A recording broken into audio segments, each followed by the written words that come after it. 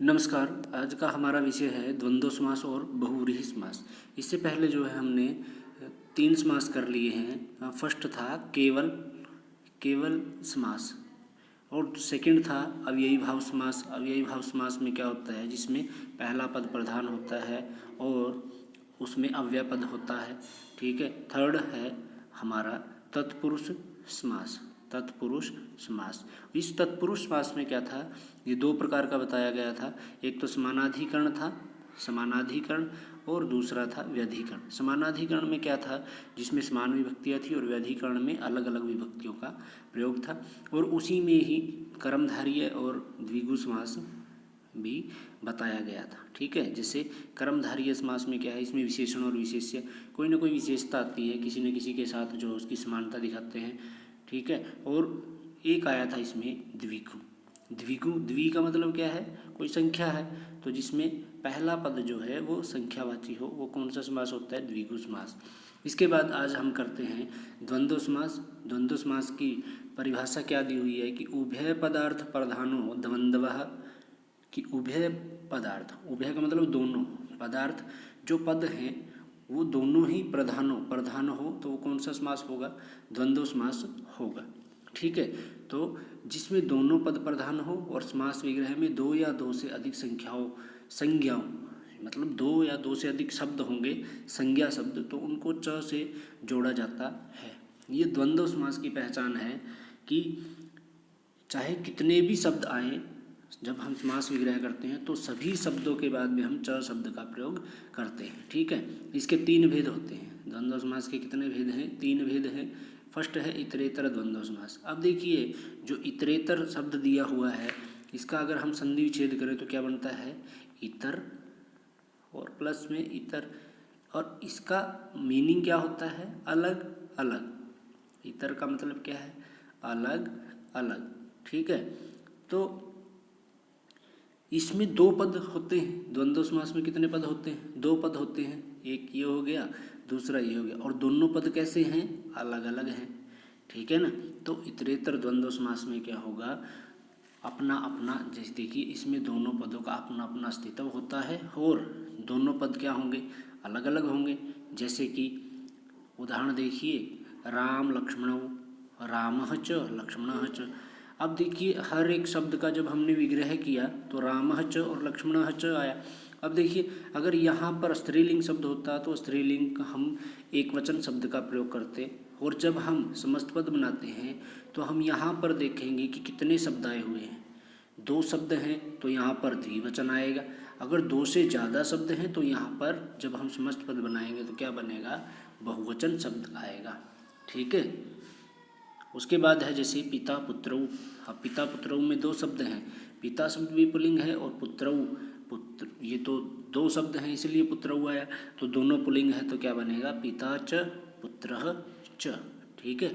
इसके बाद मान लो रामश्च कृष्णश्च दे रखा है, रामश्च कृष्णश्च, तो क्या बनेगा, राम कृष्णौ। क्यों बना, क्योंकि ये दो शब्द हैं, राम और कृष्ण दो शब्द हैं, तो विभक्ति कौन सी आएगी, द्विवचन की आएगी। और इनका हम जो मूल शब्द लिखेंगे राम कृष्ण। अब जो बाद में कृष्ण आया था तो उसका द्विवचन लिखेंगे तो क्या बनेगा, वो कृष्णौ। इसके बाद इसका दूसरा भेद जो है वो है एक शेष द्वंद्व समास। एक शेष, अब देखिए दो पद होते हैं इसमें। ठीक है। दो पद होते हैं तो उनमें से एक पद शेष रह जाता है। देखिए इनमें केवल एक पद शेष रहता है, बाकी सभी विलुप्त हो जाते हैं, मतलब कि बाकी सभी क्या हो जाते हैं, गायब हो जाते हैं। देखिए जैसे बालकौ शब्द है, बालकौ, इसको बालक और बालिका, यही द्वंद्व समास बनेगा। ठीक है। तो बालकः च और बालिका च। अब इसमें जो पुल्लिंग शब्द दे रखा है उसका हम द्विवचन बनाकर लिखेंगे। ठीक है। क्या लिखेंगे, द्विवचन बनाकर लिखेंगे। इसके बाद है पुत्रः च पुत्री च, और यहाँ पर पुत्र हुआ आया, क्यों आया, क्योंकि यहाँ पर जो है पुल्लिंग शब्द का हमने द्विवचन लिखा। ठीक है। इसके बाद है माता च पिता च, तो क्या आया, पितरौ। अगर हम इसको ऐसे लिखते हैं कि पिता च और माता च, तब भी इसका समस्त पद क्या आता, तब भी इसका समस्त पद पितरौ ही आता, क्योंकि हम पुल्लिंग शब्द के साथ जो है द्विवचन लगाएंगे। इसके बाद है रामः च, तो क्या बना रामो। देखिए ये भी एक विभक्ति थी, ये भी एक विभक्ति थी, तो दोनों मिलकर के कौन सी, दो शब्द हो गए ना, तो कौन सी होगी, प्रथमा विभक्ति का ही क्या होगा, द्विवचन होगा। दो वचन हो गए, एक वचन, तो क्या बन गया, दो वचन, तो यहाँ पर रामो आएगा। इसके बाद है समाहारः द्वंद्वः। समाहारः मतलब कि दो पद होंगे, दो या दो से अधिक पद भी होंगे, लेकिन उनके साथ क्या शब्द लगा होगा, समाहार शब्द लगा होगा। ठीक है, समाहार का मीन्स होता है, समाहार का अर्थ होता है समूह। ठीक है, समाहार का अर्थ होता है समूह। ये किसी न किसी के समूह को जो है बताता है। देखिए कि इसमें कई पद होते हैं और अपना अपना अर्थ बताते हैं, समाहार या समूह का भी बोध करवाते हैं, मतलब वो अपना भी परिचय देते हैं और पूरे समूह का भी परिचय देते हैं। जैसे कि उदाहरण देखिए, गोश्च व्याघ्रश्च तयोः समाहारः, कि गायों और व्याघ्र जो बाघ हैं उनका समाहार, उनका समूह, तो क्या बन गया, गो शब्द भी लगाएंगे साथ में और व्याघ्र भी शब्द भी लगाएंगे, तो क्या बनेगा, गो व्याघ्रम।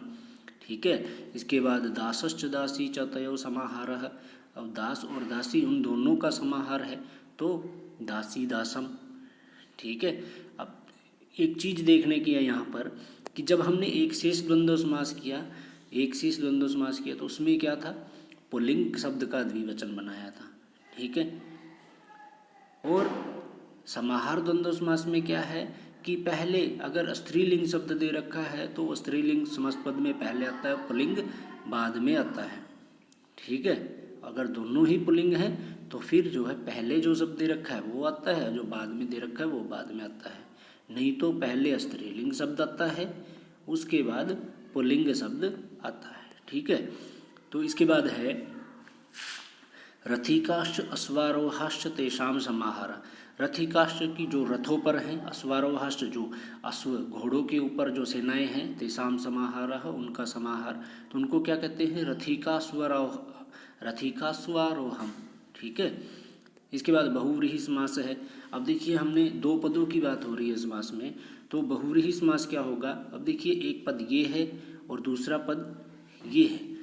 अब जिसमें एक पहला पद प्रधान था वो तो अव्ययी भाव था, जिसमें दूसरा था वो क्या बन गया, तत्पुरुष समास बन गया था, लेकिन जिसमें दोनों पद प्रधान थे वो क्या बन गया, द्वंद्व समास बन गया, जो हमने अभी किया। अब देखिए जिसमें दोनों ही पद प्रधान न हो तो वो कौन सा समास होगा, बहुव्रीहि समास होगा। ठीक है, बहुव्रीहि समास की डेफिनेशन क्या होगी कि जिसमें दोनों पदों में से कोई पद प्रधान न होकर अन्य पद प्रधान हो तो बहुव्रीहि समास होता है। ठीक है, मतलब दोनों में से कोई प्रधान नहीं होगा, वो किसी थर्ड पर्सन की बात कर रहा है। ठीक है, जैसे उदाहरण देखिए, लंबोदरः, लंबम लंबम उद्रम यश्यश। अब देखिए उद्रह से हमें पता चल गया कि किसकी बात हो रही है, पुल्लिंग की बात हो रही है, इसलिए हमने यहाँ पर सह लगाया। अब जिसकी थर्ड पर्सन की बात करेंगे तो जिसकी, तो उसके लिए शब्द प्रयोग करते हैं यश्य। अगर स्त्रीलिंग है तो फिर क्या आएगा, यश्या। ठीक है, यशाह।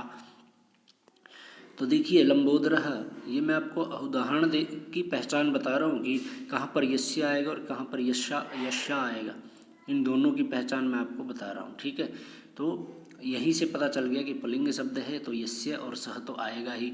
अब लंबोदरः दे रखा था तो लंबम उद्रम यस्य सह, लंबा है उदर जिसका, लंबा है पेट जिसका, तो वो कौन है, गणेश। तो किसी थर्ड पर्सन की बात की ना तो क्या आएगा, गणेश। तो यहाँ पर समास कौन सा होगा, बहुव्रीहि समास। इसके बाद है दशाननः, दश आननानि यस्य सह, दश हैं आनन जिसके, तो वो कौन है, रावण है। उसके बाद है चतुराननः, चत्वारि आननानि यस्य स, वो कौन है, ब्रह्मा है। उसके बाद दे रखा है शुक्लांबरः, शुक्लम अंबरम यस्याः सा, वो कौन है, सरस्वती है। शुक्लम अंबर मतलब श्वेत हैं वस्त्र जिसके, तो वो कौन है, सरस्वती देवी है। तो इस तरह से जो है हमें इन समास की पहचान को एक बार आपको दोबारा से पुनः बता देते हैं कि जो हमारा अव्ययी भाव समास है उसमें क्या होता है, एक तो अव्यय दिया होता है और पहला पद प्रधान होता है। दूसरा क्या है, दूसरा जो दे रखा था तत्पुरुष समास, तत्पुरुष समास में क्या होगा कि तत् का मतलब क्या है, वह, तो वह कौन है, कोई दूसरा है, तो दूसरा पद प्रधान होगा, वो क्या होगा, तत्पुरुष। उसके बाद मैंने आपको बताया द्वंद्व समास। अब द्वंद्व समास में क्या होगा, द्वंद्व किस में होगा, लड़ाई किस में होती है, दो के बीच होती है, तो दोनों पद प्रधान होते हैं, ठीक है, वो कौन सा होगा, द्वंद्व होगा। और जो लास्ट था वो था बहुव्रीहि समास। बहुव्रीहि समास में क्या होता है, जिसमें दोनों पदों में से कोई भी पद प्रधान नहीं होता, कोई अन्य पद प्रधान होता है, तो वहाँ पर कौन सा समास होगा, बहुव्रीहि समास होगा। और कुछ जो है आपको इसमें द्विगु समास आया था। द्विगु का मतलब क्या है, द्वि का मतलब क्या है, कोई संख्या है, जिसमें संख्या दे रखी हो तो वहाँ पर समास कौन सा होता है, द्विगु समास होता है। तो इस तरह से हमने इन समास को अच्छी तरह से जो है समझना है। और हमारी वीडियो को ज़्यादा से ज़्यादा लाइक कीजिए, शेयर कीजिए और चैनल को सब्सक्राइब जरूर कर लीजिए। ठीक है, धन्यवाद।